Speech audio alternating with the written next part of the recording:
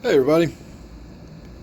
I actually came in the fish room here to inspect my angelfish in my 29-gallon miscellaneous tank. I've been kind of keeping my eye on them all day. There was a little bit of aggression yesterday and this morning as well.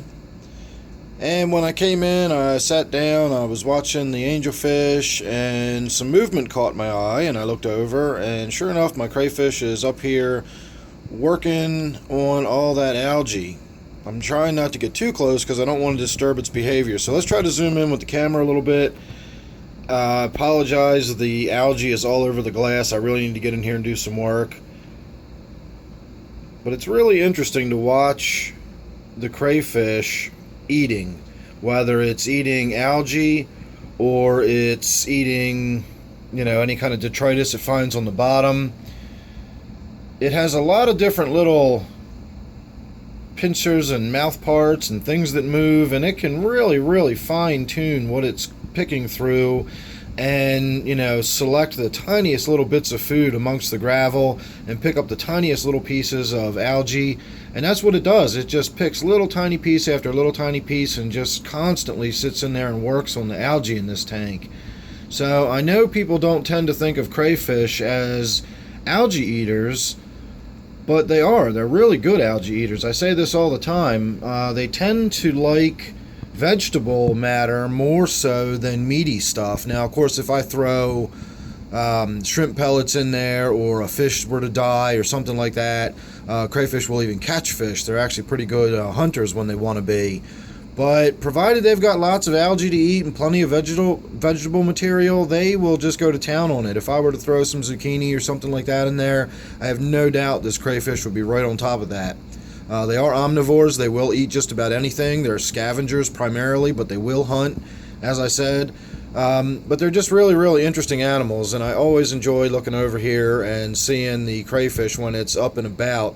Unfortunately, between the algae on the glass and the bright light directly above the animal, it's kind of washing everything out here on the video, so it's not coming out too well.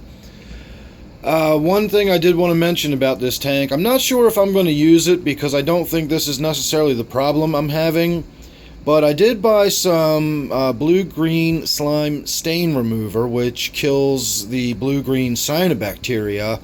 And I bought it for this tank just because I want to sort of wipe out everything in here and sort of get a fresh start. Mainly because of the glass. I thoroughly enjoy the growth of the algae all over the rocks and the woodwork and everything. It's just the glass gets to be a pain in the butt wiping it down. And within days, it's starting to turn green again. I've got a lot of light in this tank. I like it that way. I know that one of the consequences of having a nice brightly lit tank that's on for 12 hours a day is you're going to have a lot of algal growth in there. So I just deal with it. But I was thinking if I went ahead and tried some of that blue-green slime treatment, it might work away some of what's in there, because I don't know how much of that is actual algae versus cyanobacteria, and I thought it would be interesting just to see what would happen with that. So we'll see. I don't know if I'm going to do that or not. I do have an issue with cyanobacteria in this tank. If you look on the Java fern up there towards the top, where you can see those sort of furry looking tufts of green, looks sort of like algae, but it also sort of looks like fuzzy hair or something. That is cyanobacteria, and I know I've got it in this tank. I've always had it in this tank. It's just one of those things that is part of the tank maintenance on it. I keep on top of it the same way I keep on top of algae, quite frankly. But I'm getting kind of tired of it. It's only about $15 for a bottle of treatment. The treatment treats up to 150 gallons. So I may do a treatment on this tank at 125 gallons and do a light treatment, and then do a full treatment on the 40-gallon tank we were just looking at. So we'll see how that goes. So make sure you're subscribed. That way you won't miss any of the good stuff I've got coming up. I am going to get over here to working on that video on my angelfish.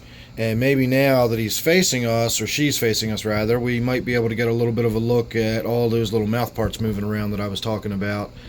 So let's see what this looks like if I can zoom in a little bit. Well, she's aware of me now, so I don't know what she's going to do. Yeah, she's going to move away. Again, it's kind of tough to get too close without disturbing her, but if I want to get any kind of good video, I got to get right up on it. So at any rate, make sure you're subscribed. That way you don't miss any of the stuff I've got coming up. And I always shoot spur-of-the-moment type videos like this whenever I see something interesting going on. So you don't want to miss that. So don't forget, this is my 125-gallon native tank. I'll see you real soon on the next one. Thanks a lot.